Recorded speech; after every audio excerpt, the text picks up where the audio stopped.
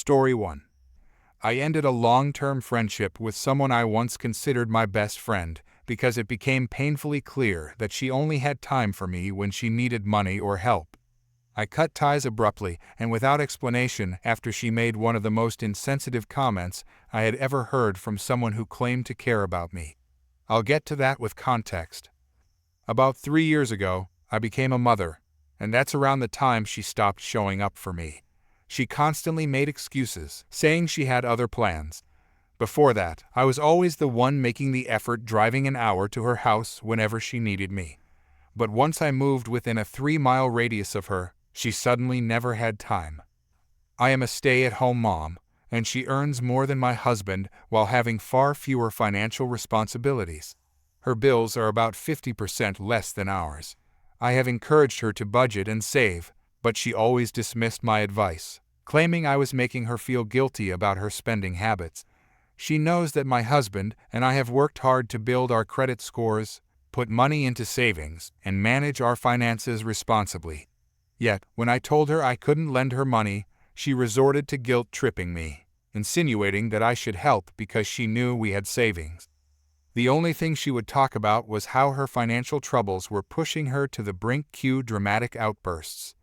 Over the past year, I have bailed her out of multiple crises, including preventing her car from being repossessed, covering overdue electricity bills, giving her gas money, and even paying for her child's medication. However, she always found money for unnecessary expenses: smoking, drinking, ordering takeout, and decorating her house. When the time came to pay me back, she had a never-ending list of excuses and often claimed she had simply forgotten when her bills were due. She recently formed a new circle of friends, people without children or major responsibilities, who enable her habits. They party with her, bring her liquor, buy her things, and drink together every weekend. Because of that, I was pushed aside. My life, which revolves around my family and responsibilities, no longer fit into her lifestyle. Her husband struggles with a severe addiction, and she enables him to continue down that path. She frequently called me in distress, crying and yelling about how terribly he treated her, how intoxicated he was, and how bad their fights had become. Yet, the moment I suggested solutions, she would backtrack and start making excuses for him. What made it worse was that she had nothing positive to say about my husband, a man who works tirelessly to support his family and with whom I attend therapy. She constantly brought up struggles from years ago, when we were facing difficulties, as if we hadn't grown past them. She was openly unhappy when my husband and I got married, even saying she didn't support our relationship and didn't want to hear about it. Despite that, we have built a strong and happy marriage over the years. It felt as though she resented my husband and my family, not because I had wronged her in any way, but because I was no longer as available to her as I used to be. Fast forward to the present, my husband and I are expecting our second child, a planned and deeply wanted pregnancy. She was not happy for me. Instead, she suggested I terminate, telling me I was making a mistake. This pregnancy has been incredibly difficult because I am dealing with a severe condition called hyperemesis gravidarum, which causes relentless nausea and vomiting. I throw up 5 to 10 times a day and sometimes struggle to even keep water down. While there are medications to help, they come with harsh side effects. I know this phase will pass, but it has taken a huge toll on me, both physically and mentally. The breaking point came when I reached out to her for support, explaining how much I was struggling. Her response? "You did this to yourself, and you need to figure out how to deal with it on your own." This came just days after I had refused to lend her $250 for a health issue her dog had been suffering from for months, a situation she had completely neglected while still spending money on non-essentials. That was it. I blocked her number and social media accounts and even deleted several of my own accounts because she had mutual friends keeping tabs on me and reporting back to her. She even created fake profiles in an attempt to regain access to me. I didn't provide an explanation because I knew it would be pointless. After years of dealing with her, I understand her pattern. She would twist the situation, play the victim, and make it seem as though I was the one at fault. I simply do not have the time or energy for that. Maybe I seem heartless for cutting her off so abruptly, but she knows exactly what she did. No one cycles through friends based on what they can get from them, unless they are deliberately using people. Story 2. This malicious compliance is not my own, but of a friendly, vindictive old man who I'll call Fred that I worked with for around 5 months. As many of you know, I, male, 18, do tree work for a living, and have for around 2 years now.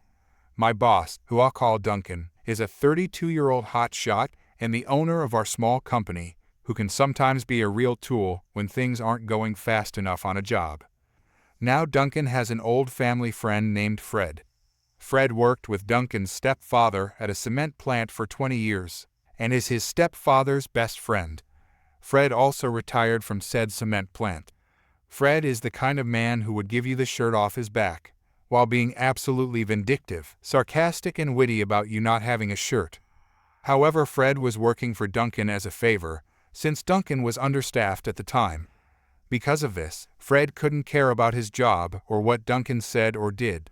Fred took as many breaks as he wanted, when he wanted to, and wouldn't hesitate to tell you where to stick your opinion if you said something about it.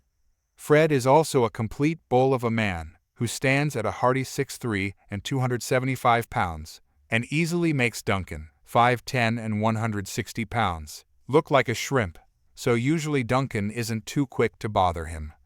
So one day we were all doing our thing on the job. We had a big old pin oak to take down, so we were all in our usual positions. Jake up in the bucket truck, James running our loader, and Fred and I chipping brush and shooting the breeze. Although I'll admit we were slightly slacking off, Duncan decided he was going to sharpen all of the chainsaws that were not currently in use, so he gets to work. Now, for those of you who don't know, sharpening a saw takes a while, and on top of that, all of our saws were extremely dull, so they took a lot of sharpening, in 95-degree heat, while being stooped down on the door of one of the boxes on our bucket truck. Duncan was sharpening saws for the better part of 2 hours, 8 saws.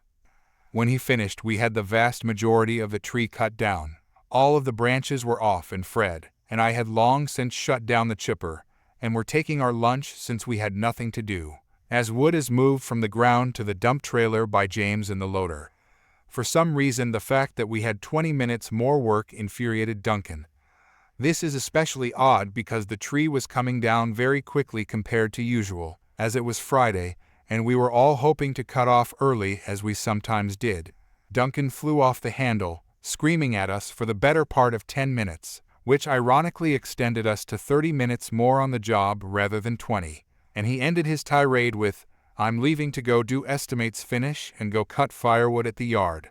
You will not be cutting off a second before 3:30, as Duncan stormed away. Fred piped up from the back of the group, just as sweet as pie with anticipation dripping from his voice, "Hey Lipstick, which saw do you want us to use?"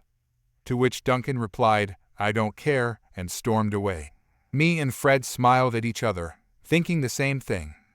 When we arrived back at the yard, we began getting saws off the truck, from the smallest of trim saws to the largest brand spankin' new Stivel MS 881 Magnum with a 42 in bar that we use to cut particularly large stubs. Me and Fred both grabbed a saw and fired them up. We began to cut and cut and cut and cut.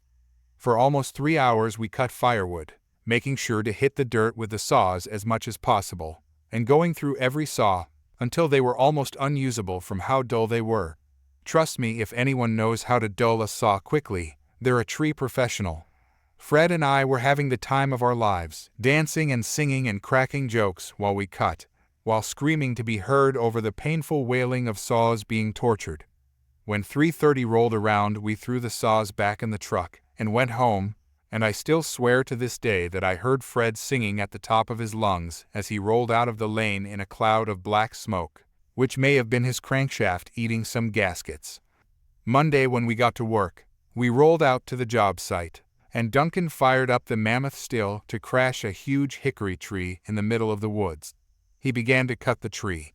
The wood was smoking from the terrible amount of friction from a saw that was as dull as it could get. Duncan stopped. He checked the chain. He got another saw and checked the chain. Dull.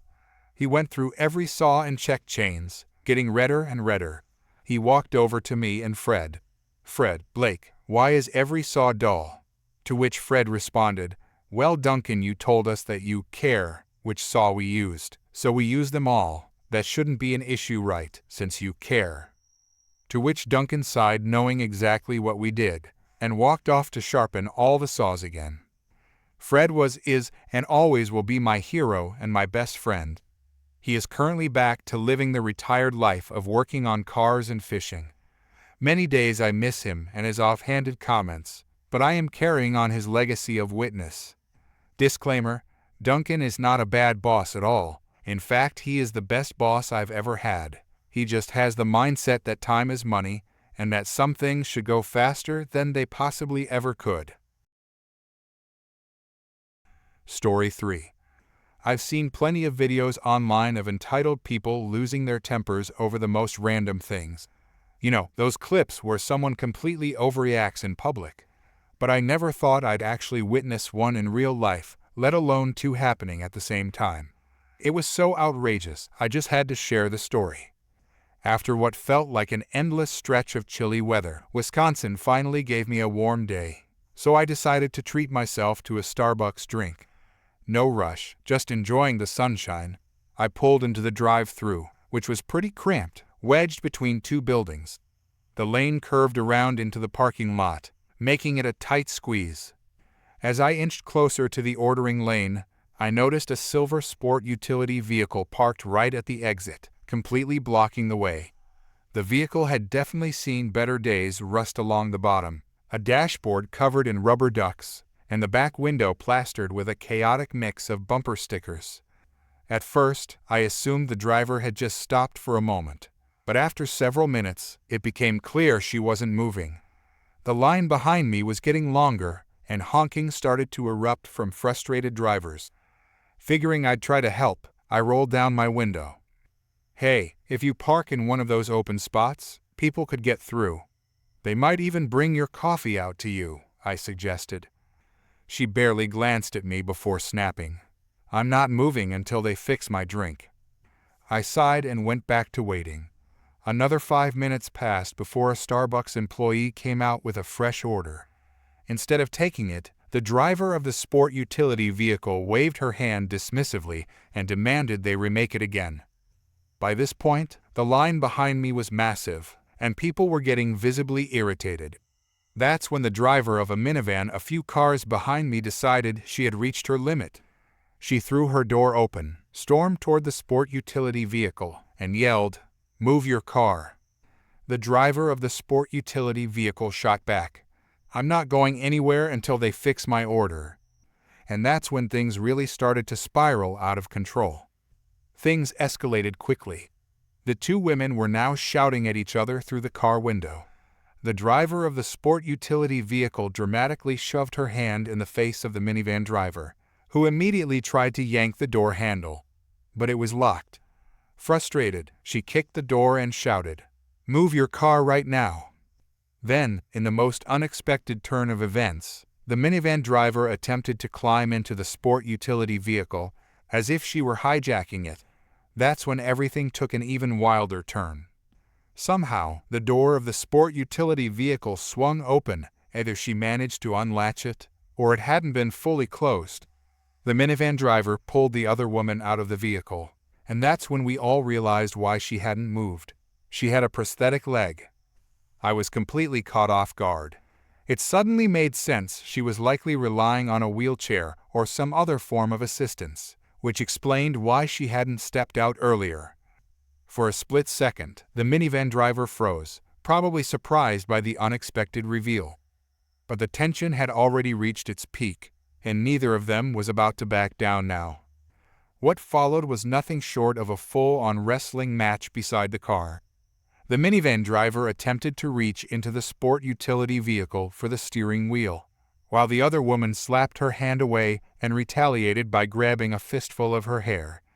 At this point, it felt like I was watching a scene from a ridiculous fighting game. The moves were wild, the drama was unreal, and the onlookers were either shouting at them to stop or pulling out their phones to record the madness. Then, the inevitable happened. Someone from inside Starbucks must have called the police. Officers arrived surprisingly fast. One stepped in to separate the women, while the other directed traffic to keep the chaos from getting worse. The minivan driver was still yelling, clearly not over the situation, so they had to place her in the back of the patrol car while they sorted everything out. I sat there in complete disbelief, trying to process what I had just witnessed. It was one of the most ridiculous things I had ever seen in a parking lot. After the whole ordeal, I started wondering if there was a game based on these kinds of over-the-top public freakouts. A quick search later, I actually found a Kickstarter campaign for a card game inspired by situations just like this. It honestly looked just as absurd as what I had just witnessed. I've seen plenty of parking lot arguments before, but this was on a whole other level. Two grown adults nearly getting into a full-on brawl over a coffee order. And even after watching the whole thing unfold, I still couldn't tell who was more in the wrong.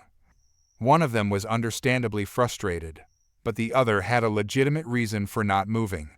Either way, it was absolute chaos. And honestly, I don't think I'll ever look at a Starbucks drive-through the same way again. Story 4. I'm a 17-year-old high school senior trying to save up for college. My parents moved to America from Egypt when I was just 5 years old. They wanted me and my siblings to have better opportunities than they did growing up. My dad works 2 jobs, and my mom cleans houses to make ends meet. They taught us the value of hard work, which is why I applied for a job at the local supermarket as soon as I turned 16. I've been working at SuperSave for about a year now. I started as a bagger, but recently got promoted to the specialty cheese counter. It's not glamorous, but the pay is slightly better, and I get to learn about different kinds of cheese from around the world. Most customers are nice enough, asking for recommendations or samples. I'm usually happy to help. This year, Ramadan fell during the school year, which made things challenging. Fasting from sunrise to sunset while keeping up with classes and work was tough, but my faith is important to me. My manager was understanding and let me take my break after sunset so I could break my fast properly. Everything was going fine until last Tuesday, around 4 p.m. I was restocking the brie section when a woman approached the counter.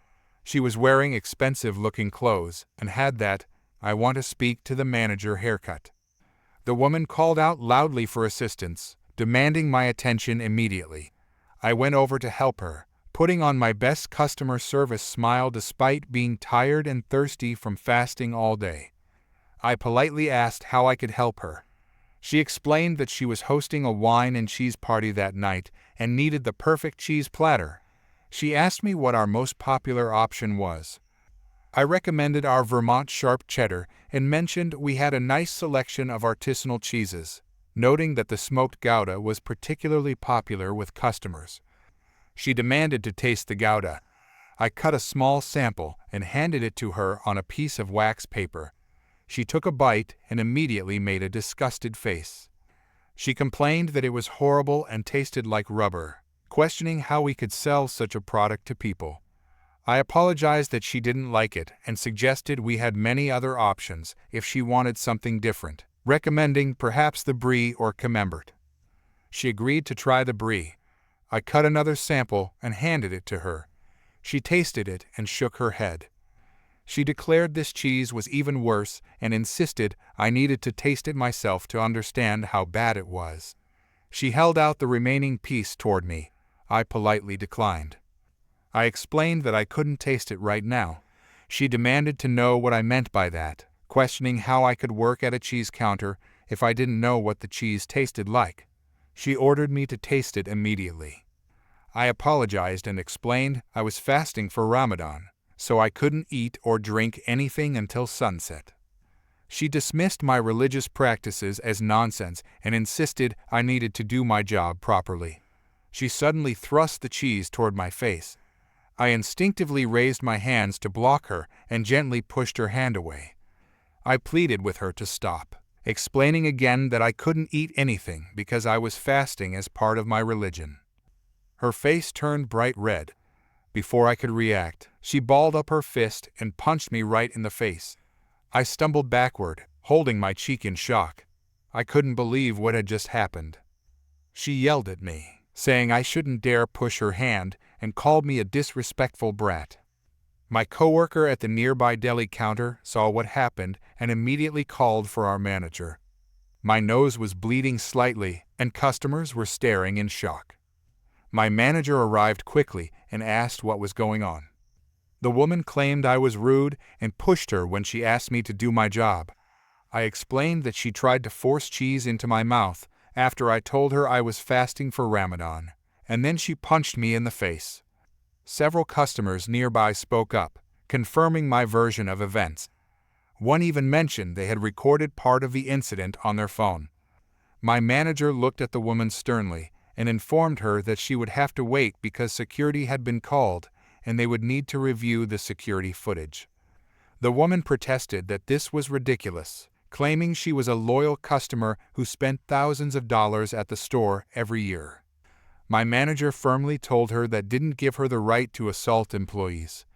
The store security arrived and escorted the woman to the office. My manager sent me to the break room to clean up my face and calm down. About 20 minutes later, the police arrived. They took statements from me, my manager, and witnesses. The security camera had captured the entire incident. The officer explained I had the right to press charges for assault, especially since I was a minor. I decided to press charges. This woman needed to learn that she couldn't treat people this way just because they were working in customer service or because their religious practices inconvenienced her momentarily. The following week, I received a notice to appear in court. I'm nervous about the whole process, but my parents and manager are fully supporting me. My dad says it's important to stand up for yourself and your beliefs, especially when others try to disrespect them. I never thought selling cheese would lead to a court case, but here we are. I guess some people really can't handle being told no, even when there's a good reason for it. Story 5. So, I got into an argument with two people tonight. The reason itself was pretty silly, but honestly, I was just tired of it. Earlier today, I met up with two friends, Clara and Jenny, not their real names. We decided to go to a bar and sat at one of the outdoor tables. There was a television inside, so a lot of people were gathered around, watching a football match while enjoying their drinks. We got our drinks and were chatting when a man came over, left his drink on our table, and walked away. We looked at each other, confused. The bar was literally 5 feet away, and there weren't even that many people around. He could have easily put his glass there instead of on our table, but whatever, we let it go. A little while later, another man came over and put his empty glass on our table. "I can leave this here, right?" he asked. But before we could even answer, he walked off. Again, we were annoyed, but we brushed it off. Then, a polite guy approached us and asked if he could leave his drink on our table for a moment, because he was waiting for a friend. It was cold, and his hands were freezing. We told him, "Yeah, of course, no worries." He even offered to put it on the floor if it bothered us, but we assured him it was fine. A few minutes later, his friend arrived. He took his drink, thanked us, and they left. After a while, another drink appeared on our table. The guy didn't even glance at us, just placed it there, and this time it wasn't even finished. At that point, I had enough. It might seem petty, but if you're not sitting at this table, then you shouldn't be using it. If he had asked politely, like the guy before, we wouldn't have minded, but he didn't. It was just plain rude. So, I picked up the drink, stood up, walked over to him, and handed it back. "Excuse me, this is yours," I said. He looked at me, clearly irritated. "What? Is it bothering you that much?" "Yeah, it is," I replied. "This isn't the first time, and we're not the bar. If you're done with your drink, the bar is right there." Then, one of his friends, clearly trying to provoke us, grabbed both his own drink and his friend's and put them back on our table. So, I got up, picked them both up, and walked them straight to the bar. I knew they weren't finished, and I knew they'd be annoyed, but at that moment, I didn't care. I was out of patience. As I walked away, they called me ridiculous. When I returned to our table, I saw Clara shouting at one of the men and tugging on his arm. That's when I noticed she had my umbrella in her hand. While I had been returning their drinks, they had tried to take my umbrella, and Clara had stepped in to get it back. Jenny had been in shock at first, but once she realized what was happening, she started arguing too. The men became more and more disrespectful, accusing us of lacking manners despite the fact that I had been nothing but polite to them at first. It was only when they started raising their voices at us that we responded in kind. We kept telling them that it wasn't their table, and that if they had simply asked, like the other guy, we wouldn't have minded. Instead, they escalated the situation just because they were bored and intoxicated. At one point, one of them, trying to get under our skin, picked up dirty cans from the ground and placed them on our table. I immediately threw them away while still arguing with them. One of their friends, who had been standing by, looked embarrassed and even apologized to us. For a moment, they walked away, but then one of them came back, clearly wanting to stir up more trouble. That's when we pointed out that he was a grown man in his 50s, arguing and bothering women in their 20s over a table and some drinks. The friend who had been supporting him must have realized how ridiculous they were acting because he finally stepped in and said, "Come on, man, you're an adult.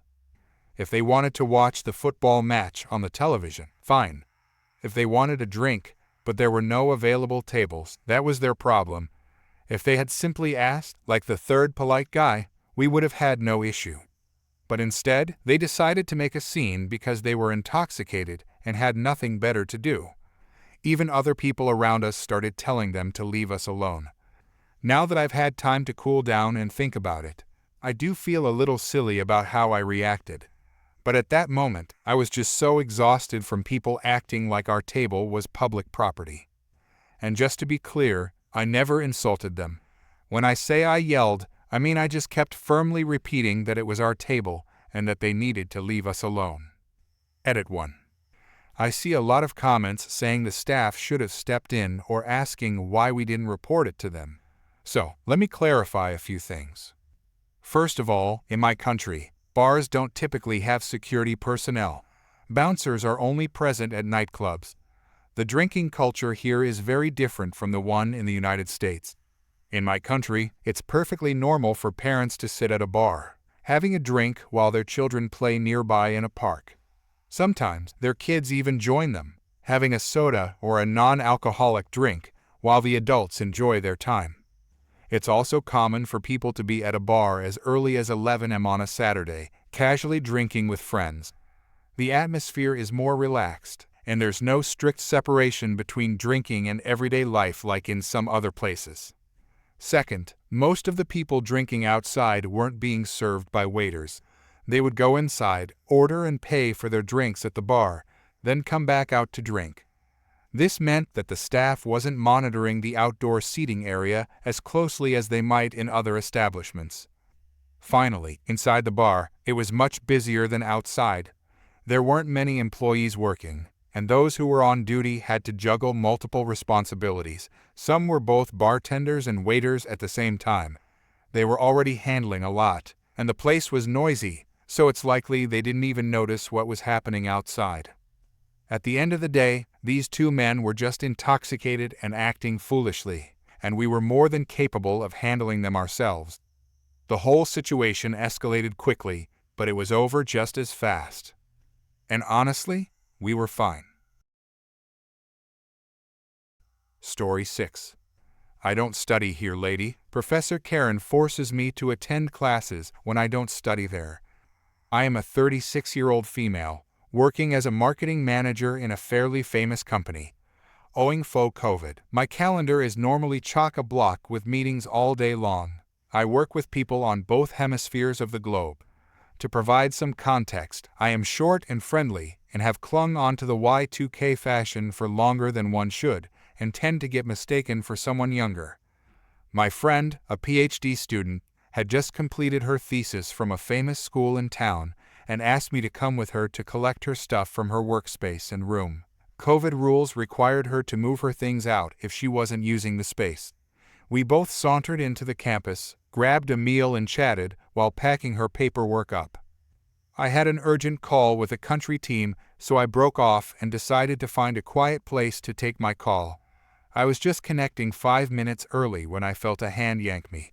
I still had my headphones on, so I spun around and saw this lady yelling at me. She had the face of a Karen if Karens were melded into smug professors. She looked at me, smiling, with a chin diaper mask, with the "you're so in trouble young woman" grin. It took me a while to disconnect the call, and I asked her what she needed. She started yelling at me, saying I was playing hooky and I had a class to be in. I looked down at what I'm wearing, skirt and salad fingers graphic tee. Didn't help that I'd colored my hair. I tried to explain to her that I wasn't a student and I needed to get on a call, but she started dragging me into the class I was supposed to be in. My brain just froze because I'm panicking. I'm missing an important work call and my friend is nowhere in sight. We're outside a class now and I'm trying to call my friend.